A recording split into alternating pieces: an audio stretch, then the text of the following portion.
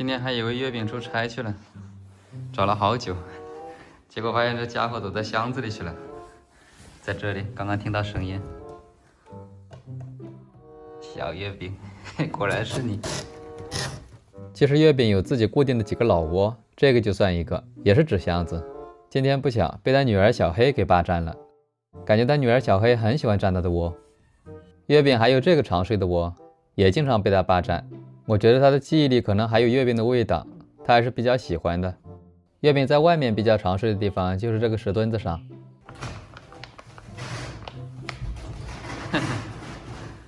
你玩够了是吧，小月饼？玩够了吧？其实最近给他们买了新的狗窝、猫窝，发现最喜欢睡新窝的是这个默默。晒完后，他第一个就钻进去了。默默先进来了，默默真会享受的默默。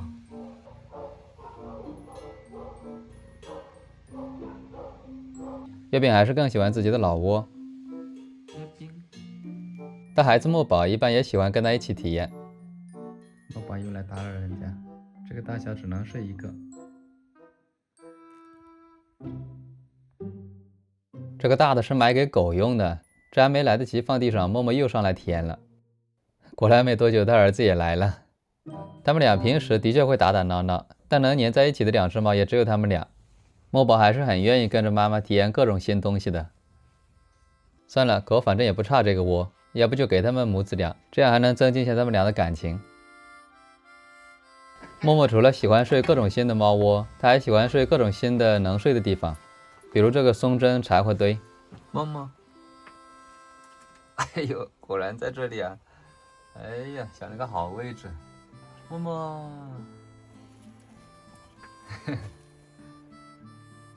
哎，外面在下雨，不打扰你了吧？睡这里好舒服啊。有一些不太能睡的地方，他也喜欢上去躺一下，比如这个钢边的树床。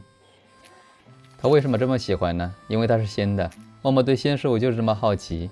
这一次他儿子没跟过来，要来了的话，估计也要上去体验。玩到最后还有点恋恋不舍，但事物总有两面性。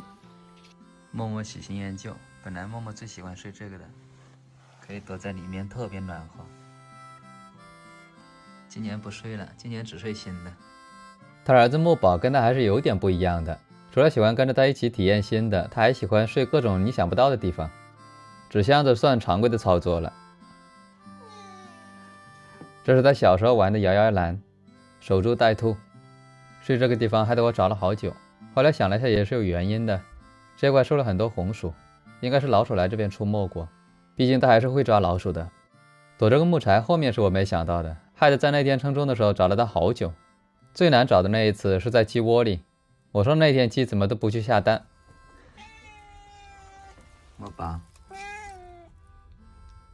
我爸以为是一只乌鸡在生蛋，黑鸡。墨宝，鸡窝不臭啊。墨宝，还是不要在这睡，吓得鸡都不敢来下蛋。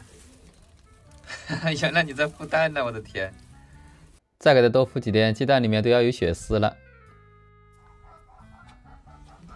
还好你不吃鸡蛋，要不然这些鸡蛋都保不住了。墨宝还有一个会乱睡的地方，就是我身上，当然他妈默默也是一样。抱一抱猫咪还是很治愈的，和我抱孩子的幸福感有点像。你还别说，猫到处乱睡还真的是有它的作用。最近小黑就抓到了老鼠，他以前在我大妈家是不会抓老鼠的，也不知道是跟谁学的，跑到楼上来给我炫耀了。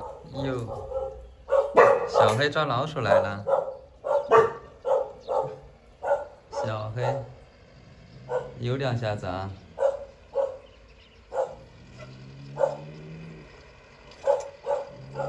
不打扰他了。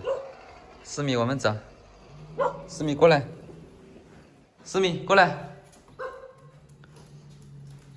把门关起来，让他在那吃老鼠。思密过来，出来。过了一会儿来看他，发现还没吃呢，可能是第一次开口比较兴奋。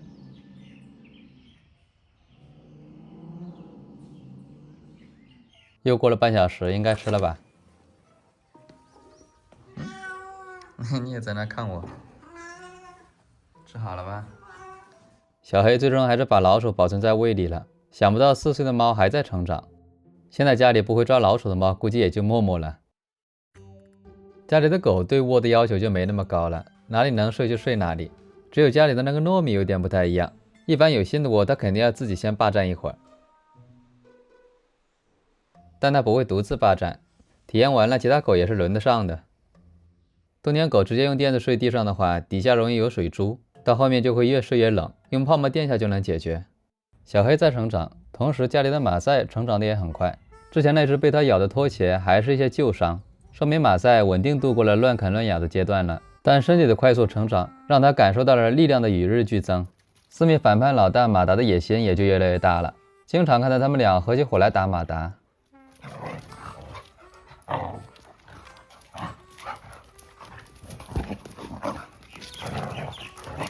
他们之间虽然不算真打，但也看得出来马达应付他们2个还是比较难的。马赛这个逆子有时候对他妈也发起了挑衅。糯米知道打不过他们俩的，但这个激进的马赛可能是要被糯米教训了。最终糯米和马达合起伙来教训了一下自己的孩子，当然也没有真打，但也是在告诉这个马赛，我们俩的地位你还是不要随便挑战。马赛虽然现在还小，也没有当老大的心，等到以后长大了，假如他也想当老大的话，真不知道会是一个什么样的场面。最终谁会是那个老大，真的很难说。我会尽量不干预的情况下一直记录下去。我感觉马达一直不忍心打这些孩子，但糯米跟马达的性格是不一样的。比如今晚他们4狗都在吃自己碗里东西的时候，他莫名其妙的想抢糯米碗里的。此时糯米发出警告的时候，四米都已经吓得跑到一边去了。四米还是懂他妈的，马赛可能还没有意识到他妈真的生气了。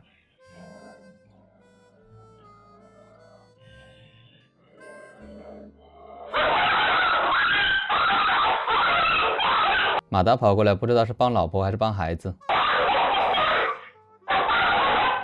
看得出来马赛还是没有被打服，但这一次的确是咬得有点疼。